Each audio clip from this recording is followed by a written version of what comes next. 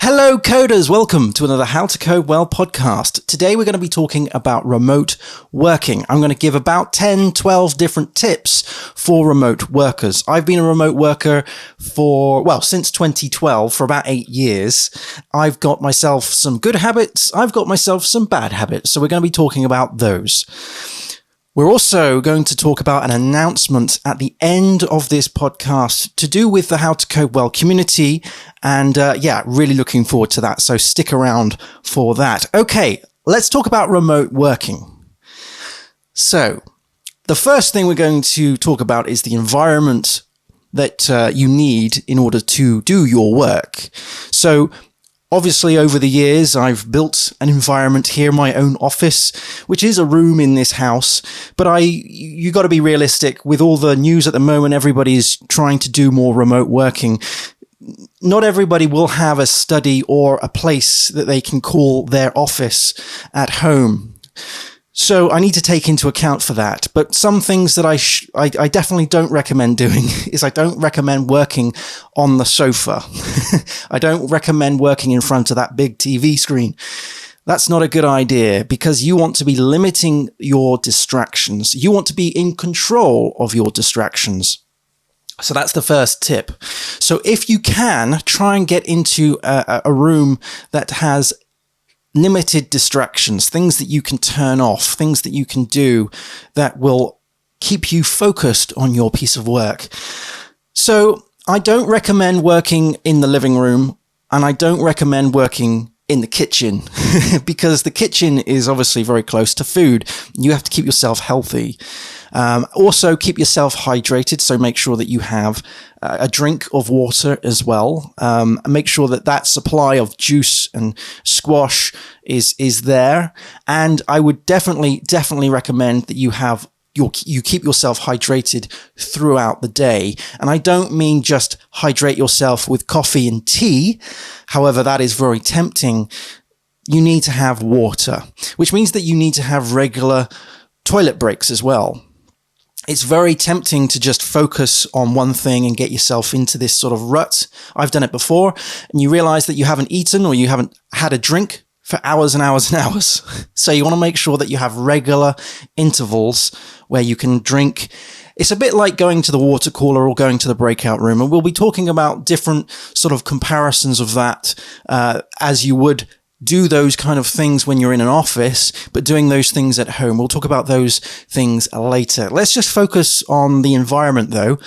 So you need to have a table that you can work on, a desk that you can work on, and you obviously need to have a chair. Now, obviously throughout the years, I've had many chairs and I've had many desks. Right now I have a very nice yet expensive chair and an expensive standing desk. You certainly don't need that straight away. However, as I said, I've been doing this for 8 years. So over those years, I've been building this room being my environment, my working environment, my office. So if you're interested in getting a chair, I highly recommend looking at eBay because And yes, it's a bit of a pride thing. You've got to swallow your pride. There are some very expensive chairs that are very, very good. I have a Harman Miller chair, an Arion, I think it's called Arion. And it was very expensive. It was very expensive when I got it on eBay, but it was like a third of the price that you would buy, out in the wild. I would also make sure your desk is big enough. Now, again, we need to think about being realistic. A lot of people are being asked these days to work from home, and they don't have this study that they can use, this separate room, this additional room. Some of you may be forced to work on the sofa. Some of you may be forced to work on your dining room table. But just make sure that you can turn things off, as I've mentioned, your TV and so forth. And also, if you do decide to get a desk, make sure that you have a big desk. So I had before a desk that wrapped around me, one of those sort of L-shaped desks. They were fantastic. It consumed the room, but it was fantastic. It was almost like my own little cockpit, if you know what I mean, like a fighter cockpit in an aircraft. It was great. Everything was there. Also, the next couple of tips are do as I say, not as I do. Keep your office nice and tidy. Looking around the room here. Oh dear. I've got all sorts of, what's this? I've got a tape measure. And because I'm sizing up some bits and pieces for the office. I've got some USB drives that I haven't opened yet. I've got all sorts of crazy things in here. So I would definitely do as I say, not as I do. Keep it nice and tidy. Keep it nice and clean. I've even got some, look, check this out. Electrical tape. I need to clean this. I need to sort my desk out. That's one of the troubles when you have a big desk is you end up just putting things on it. So you don't need to have a standing desk straight away. The chances are that you're not going to go, oh, I need to remote work now, so therefore I'm just going to shed lots of money into this room. So don't worry, you don't need a standing desk. I have a standing desk. I'm standing now because I want to sort my posture out. I do a lot of live coding, and I'm here all the time. So I found that as I was coding, I was getting hunched like one of those. Those a Tyrannosaurus Rex trying to eat soup. I was getting hunched. I was getting closer and closer and closer to the screen. That's not good. That's not good.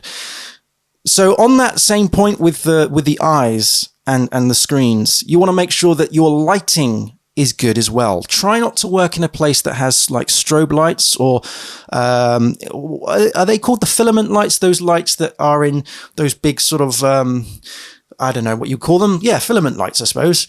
Those lights that can flicker. And you probably won't notice them because you're used to them, but they actually make me have a headache. So you got to be careful with your lighting. And if possible, try and have your lighting be adjustable. So I prefer to have darker lights in the evening and lighter lights in the morning. So like a nice cold light in the morning, and then a nice warmer light in the evening. So in here, we've got a hue system, which is very good. So I can adjust the lights, and that's on a timer as well. So we'll be talking about routines as well in just a second. So going down my list, we've talked about lighting, desks, chairs.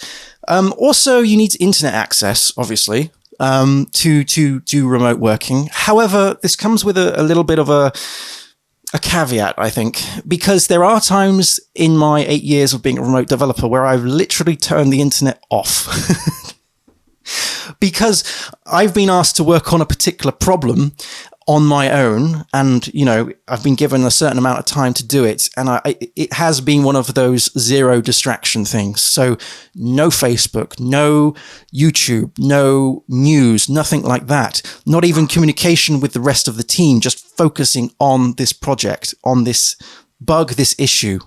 So you can do that. You can use that in your own advantage. Okay, so you have control over who can communicate to you. We'll be talking about trust later on because that's a massive, massive part. But just know that if you have the internet, you have the power to turn the switch on and off.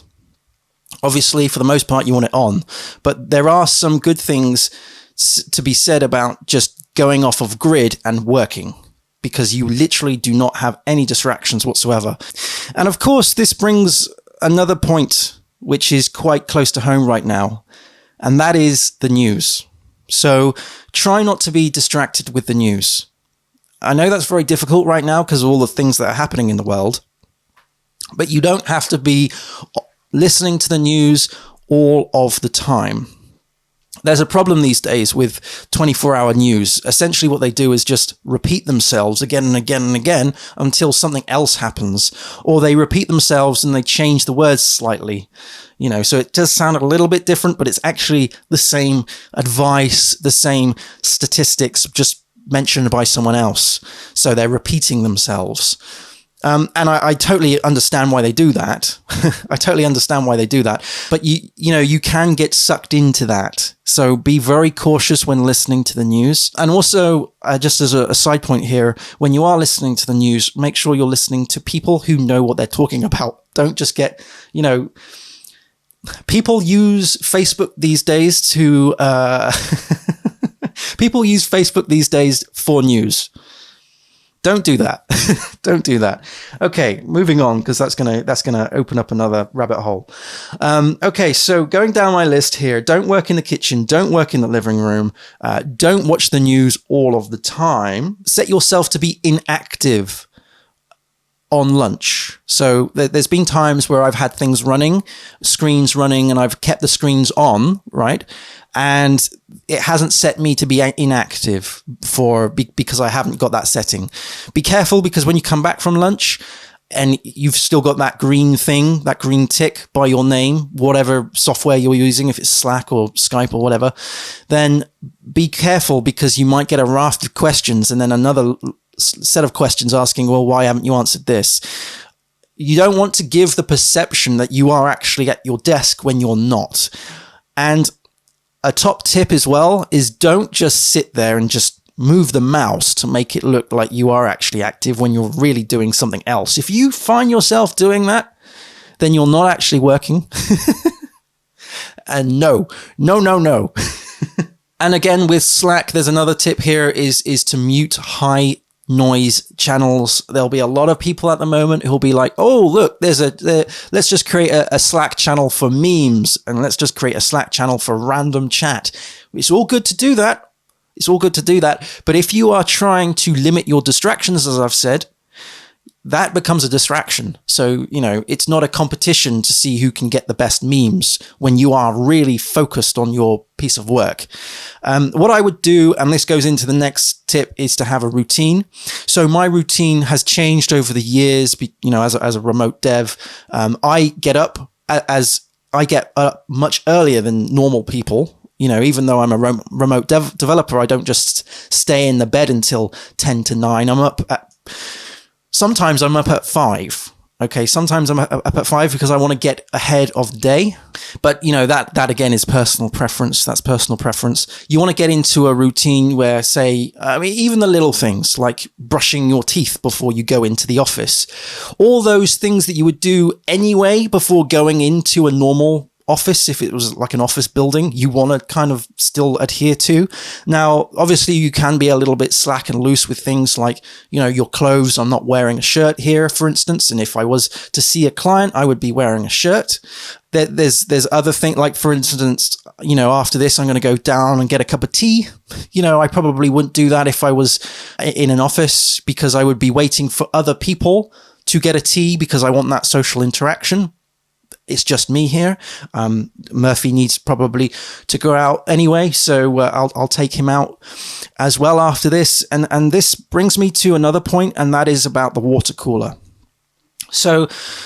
And the breakout room. So, in an office, you would have a breakout room, or a place where the water cooler is, where you can just chill. It's like a kitchen, might have a sofa and a couple of chairs, that kind of place, like an office canteen, that kind of thing, where people will talk, and you can go there whenever you want throughout the day, and you can work there sometimes, which is great.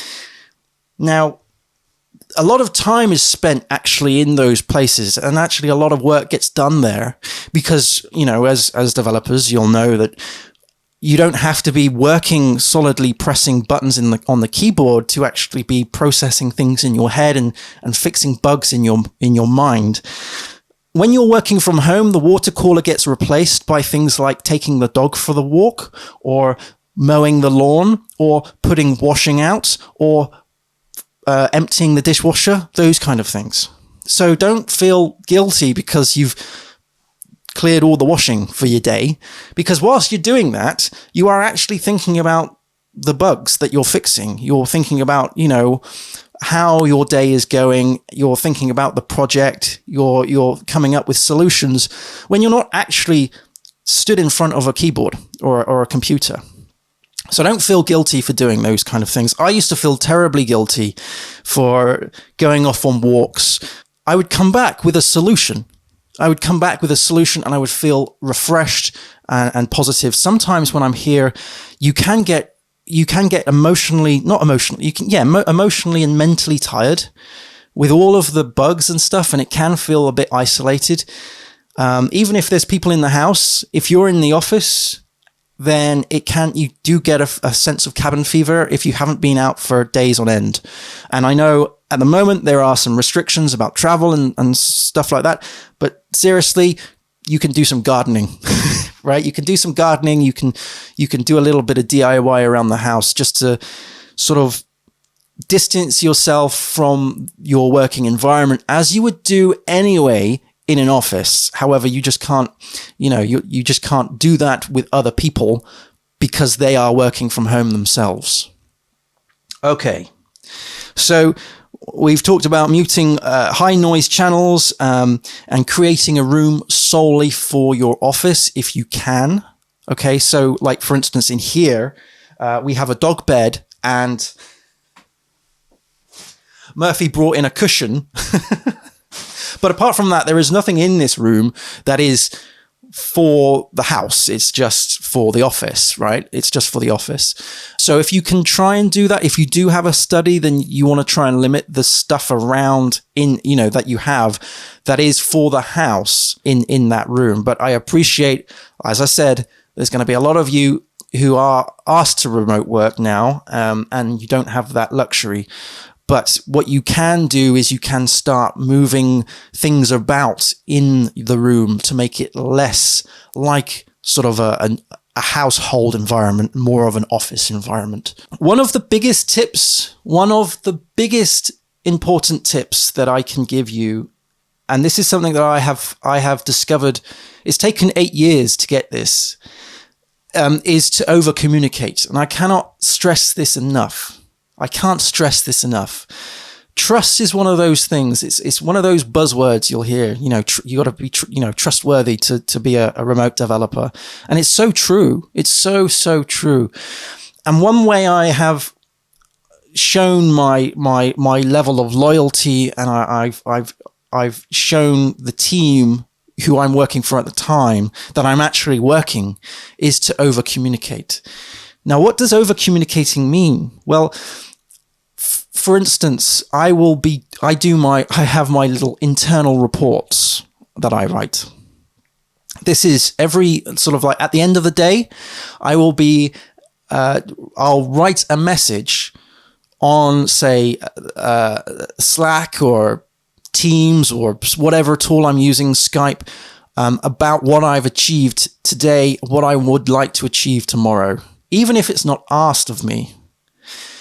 Because you want to be keeping the people who are keeping tabs on you in the loop, even if they're not asking. If they ask you all of the time, what is it that you're doing today? What is it you're doing today?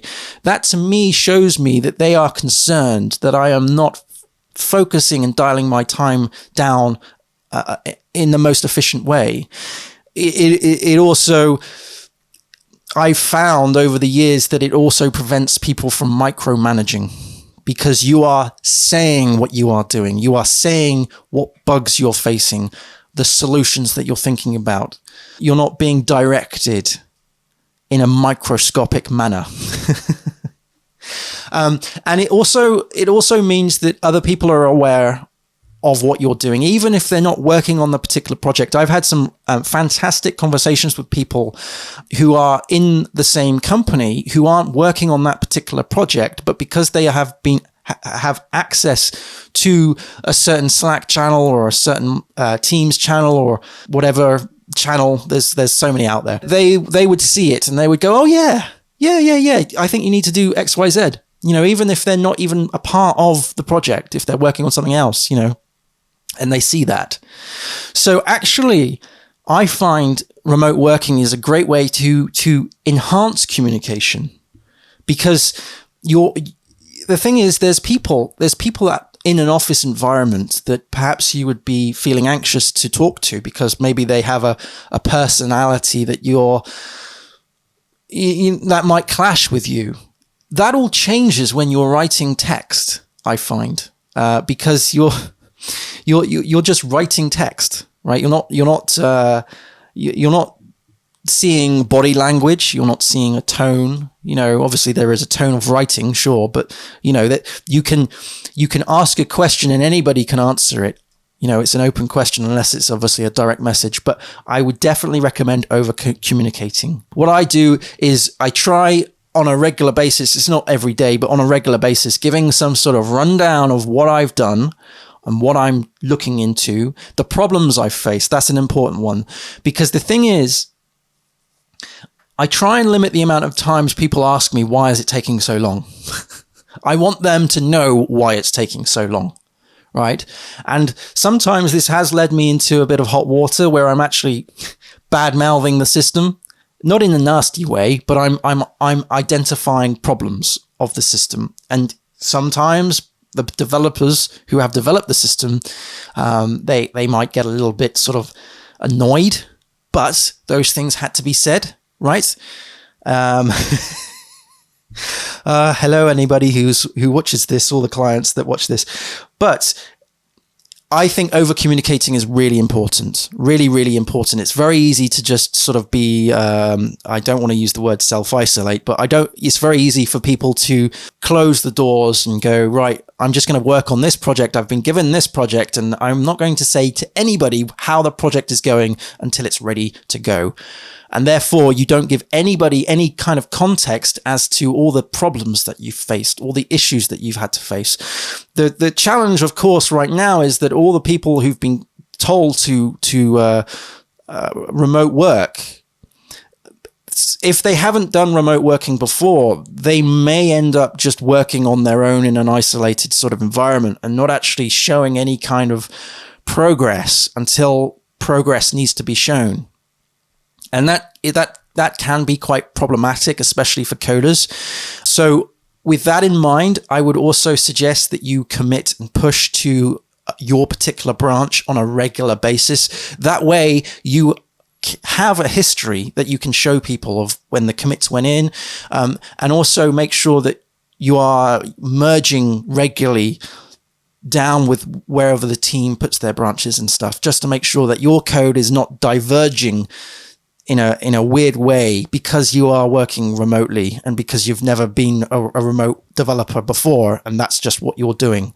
So over communicate, commit and merge regularly. The thing is, as a remote dev, I don't know who else is in the office. So I'm a remote freelancer, so I don't know who else works on these things, not all the time. I don't know who looks at the branches. I don't know what developers are off sick because I'm not in the office. I don't know that. Of course, I don't know the meetings that the team leaders have because, I'm not in the office to have those meetings and to see them go in the meeting rooms. So I want to make sure that they are aware of exactly what I'm doing. I don't want them, essentially what I don't want is for a team leader to be asked the question by their manager, well, what's he doing?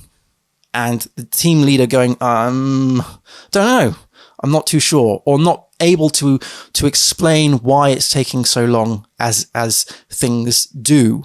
So those are my tips for remote working. I'll be interested to hear your advice and your tips as well. If you've got some, put them down in the comment section below, or of course, as always, continue the discussion on the Discord server.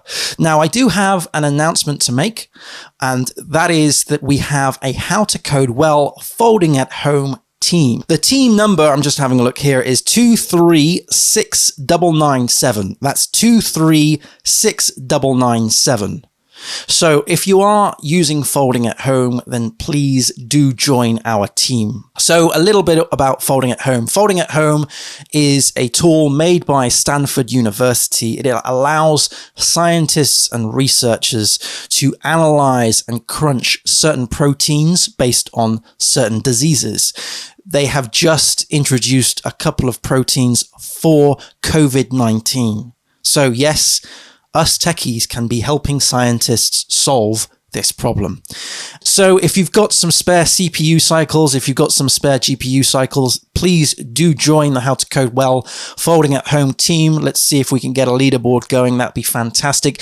I have information about this in the community channel on the Discord server, so please go to howtocodewell.net/Discord to join. The team number again is 236997. I am PFWD on there. So if you think that you've got a better machine than I have, and you probably do, then do join the team and spare some of your CPU and GPU cycles. And let's help this. Let's help the scientists and researchers see if they can come up with a solution for this. I'll leave a link to the article down below of their announcement that they are helping the cause. So please check that out. That's all I've got for today. Thank you very much. Happy coding, everybody. I'll see you again soon. Cheers. Bye.